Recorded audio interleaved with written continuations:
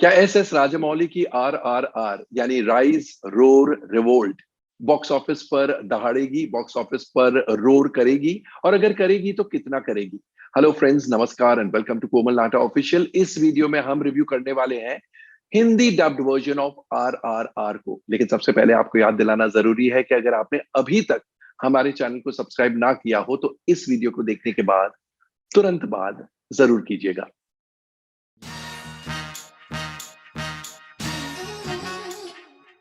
RRR एक period drama है।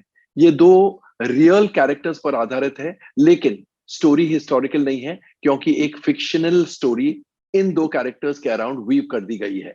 वो दो कैरेक्टर्स हैं Alluri Sitarama Raju played by Ramcharan and Komaram Bheem played by junior NTR। तो कहानी में यह बताया गया है, जो कि सत्य है, कि अल्लूरी सीताराम राजू उन्होंने ब्रिटिशर्स से लड़ाई की थी इंडियन फ्रीडम मूवमेंट के लिए। और कोमरम भीम के बारे में ये कहानी है कि वो गोंद के एक गोंद ट्राइब है, उसके लीडर थे, और उस ट्राइब की एक लड़की को ब्रिटिशर्स उठा के लेके जाते हैं। उन्हें छुड़वाने के लिए वो किस तरह बगावत करते हैं, किस तरह उसकी जान बचाते हैं, तो ये बताया गया है।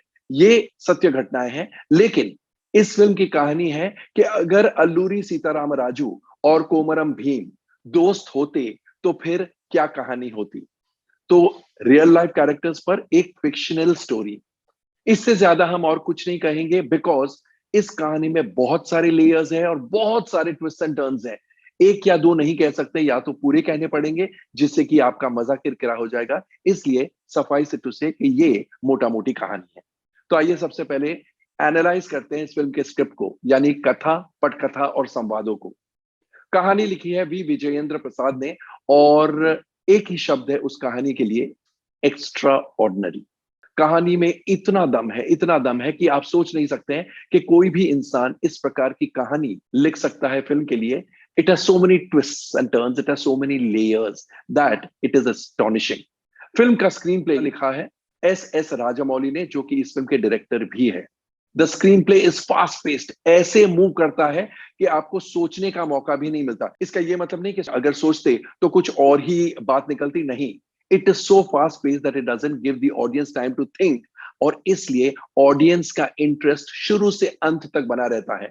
प्री क्लाइमैक्स में जब लेडी स्कॉट कुछ डायलॉग्स बोलती है, आपका एक्चुअली खून खौलता है और आपका मन करता है कि आप उठकर उनका मुंह बंद कर दे या उन्हें कह दे shut up, absolutely shut up. वो इंपैक्ट आता है उन डायलॉग्स में, उनके उस सीन में।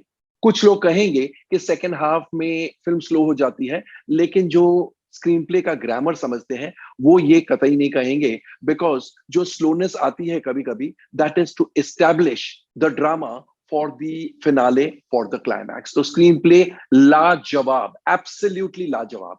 पता है, स्क्रीन प्ले की बात कर रहे हैं तो कुछ सीन्स मेंशन करने पड़ेंगे, जैसे कि जब दोनों हीरोज मिलके एक बच्चे को बचाते हैं, जैसे कि क्लाइमैक्स में जब अल्लूरी सीताराम राजू एक अलग अवतार में आते हैं, उस सीन में तो पब्लिक पागल हो जाएगी। जैसे कि जब भीम मल्ली को बचाने के लिए कुछ पैंतरेबाजी करते हैं, उस सीन में भी चीखें निकलेगी पब्लिक की। कुछ सीन्स ऐसे भी है जहां पर आपके रोंगटे खड़े हो जाएंगे, जैसे कि जब भीम अल्लूरी सीताराम राजू की जान बचाते हैं, जब उन्हें स्नेक बाइट होता है, उनकी जान बचाते वक्त वो जो कहते हैं, उसमें आपके रोंगटे खड़े हो जाएंगे। तो ऐसे बहुत सारे सीन्स हैं।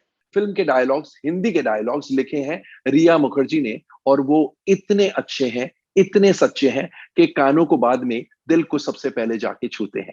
ये तो ही बात स्क्रिप्ट की। अब एक नजर डालेंगे परफॉर्मेंसेस पर। Ramcharan in the role of Alluri Sitarama Raju is first rate, outstanding performance, और इससे बेटर परफॉर्मेंस शायद ही कोई एक्टर कर सकता था। कहने का मतलब है कि Ramcharan was born to play this role. ऐसा लगता है कि वो जन्मे थे इस रोल को प्ले करने के लिए। एंड उनका जो इंट्रोडक्टरी सीन है वो ही ऐसा है कि आपको लगता है ये इंसान कुछ भी कर सकता है।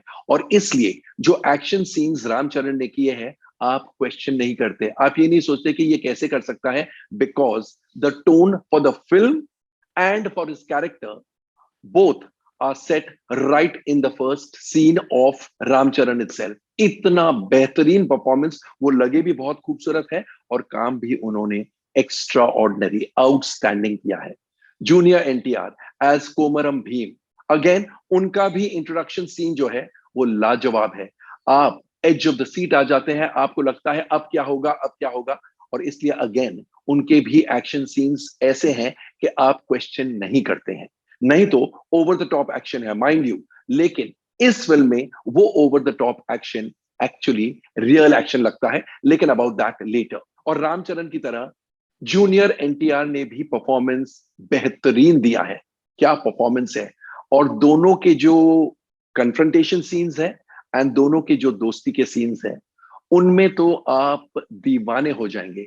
इनफैक्ट सीन्स इस प्रकार के लिखे गए हैं एंड इनके परफॉर्मेंसेस दोनों के इस प्रकार के हैं कि आप तालियां बजाते नहीं थकेंगे, आप सीटियां बजाते नहीं थकेंगे। You will keep clapping, keep whistling, keep applauding, keep screaming and shouting in the cinema halls, because आपको ये पूरा ड्रामा और इनके परफॉर्मेंसेस इन्वॉल्व कर लेते हैं। अजय देवगन ब्रीफ रोल में आते हैं, वो क्या किरदार प्ले कर रहे हैं वो हम नहीं बताएंगे, लेकिन अपनी एक फैंटास्टिक छाप छोड़ते हैं। आलिया भट्ट का भी छोटा रोल है in the role of Sita. She is superb, बहुत खूबसूरत, बहुत यंग दिखी है एंड उनके काम में जो ठहराव है वो काबिल तारीफ है। ओलिविया मॉरिस जो जेनिफर बनी है, शी लुक्स ब्यूटिफुल और बहुत मजा आता है, बहुत आनंद आता है उन्हें देखकर। Samuthirakani is lovely. Ray Stevenson Scott की भूमिका में सुपर्ब है और Alison Doody in the role of lady Scott is also fantastic. Shriya Saran again छोटा सा रोल है, लेकिन she makes her presence amply felt. Varun Buddhadev जो यंग सीताराम राजू, अल्लूरी सीताराम राजू बने हैं, he definitely leaves a mark. क्या परफॉर्मेंस दिया है! Edward Sonnenblick in the role of Edward is lovely. मल्ली की भूमिका में Baby Twinkle Sharma is superb and Chakri and Spandan Chaturvedi as young Komaram Bheem and Sita, of course they also have their moments. बाकी बहुत सारे और भी एक्टर्स हैं जिन्होंने अपना अपना काम बेहतरीन किया है। ये तो हुई बात एक्टर्स के परफॉर्मेंसेस की। अब एक नजर डालेंगे डायरेक्शन और अन्य टेक्निकल एस्पेक्ट्स पर। एस एस राजामौली के निर्देशन में यह फिल्म बनी है और उनके निर्देशन की जितनी तारीफ की जाए उतनी कम है। He is a master craftsman, he is a master narrator, he is a master story teller. ऐसे ऑडियंस का इंटरेस्ट बांध के रखते हैं कि आपको पल के झपकने का मन नहीं करेगा, इस डर से कि मेरे से कुछ मिस नहीं हो जाए। He is outstanding.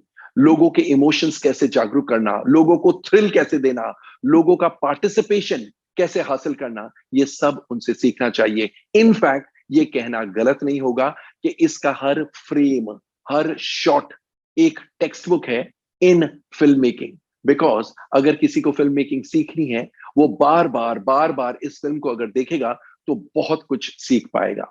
This film is a text book in film making as far as direction, narration and presentation are concerned. Film में संगीत एम क्रीम उर्फ एम कीरवानी का है एंड नाचो नाचो उस गाने में ताजुब नहीं होगा कि साउथ में, एटलीस्ट साउथ में, लोग उठकर सिनेमा घर में नाचने लगे। हिंदी में भी वो गाना बहुत बहुत बढ़िया लगता है, बेहतरीन गाना है।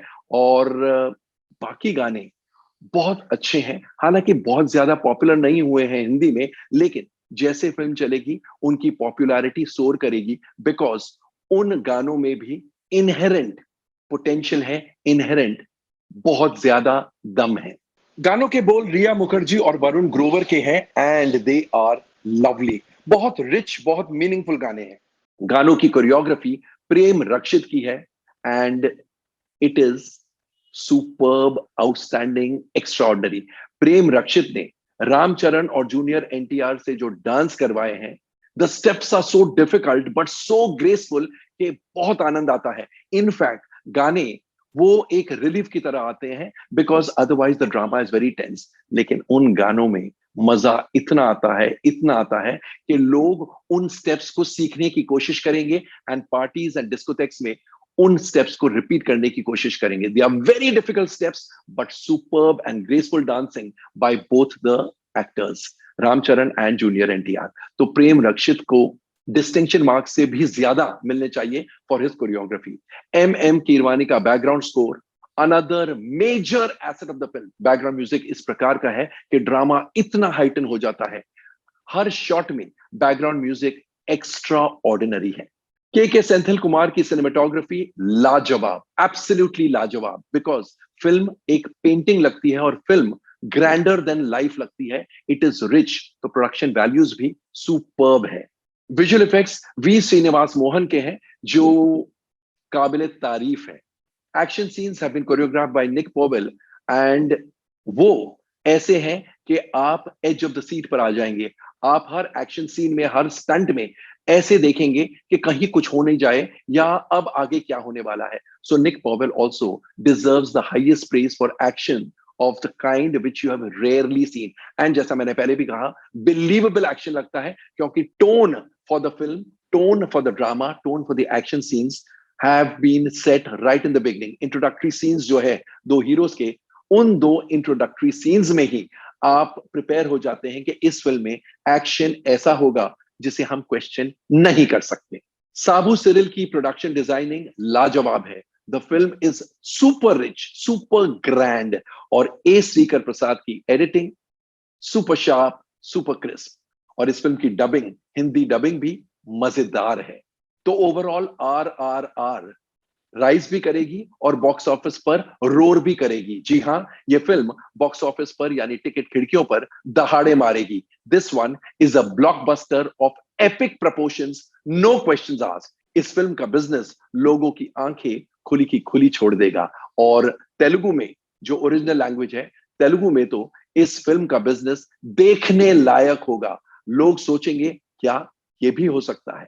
तो दोस्तों, ये था हमारा review of RRR। Comment section में जाकर, अभी जाकर हमें ये बताइए कि आपको ये वीडियो कैसा लगा, और अगर आपने भी फिल्म देखी है तो हमें ये भी बताइएगा कि आपको फिल्म कैसी लगी। थैंक यू, शुक्रिया, good bye, take very good care of yourselves.